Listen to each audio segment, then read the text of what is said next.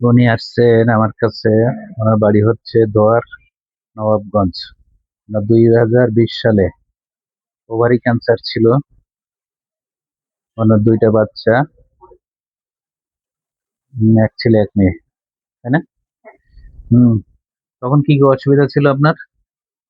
এই অপারেশনের আগে থেকে মানে শরীর খুব অস্থির ছিল, দুর্বল ছিল। হুম। আর খুব ব্লাড আচ্ছা। ব্লাড যেত প্রচুর পরিমাণ ব্লাড যেত। আহ, তখন আরো শরীর মানে ই হয়ে যেত। আপনার 2020 সালে ওভারিতে ক্যান্সার ছিল, অপারেশন করেছিল, অপারেশনের পরে 6 বার কেমোথেরাপি দেওয়া হয়েছিল। তারপর তো আর কিছু দেওয়া হয়নি। না, ওই হ্যাঁ, 6 বারই দেওয়া হয়েছে। 6 বার ওদের আর এই যে বছরে বছরে চেক আপ। চেক আপ করতেছি। ওনার শাশুড়ি আমার রোগী ছিল, 95 থেকে ব্রেস্ট ক্যান্সারের।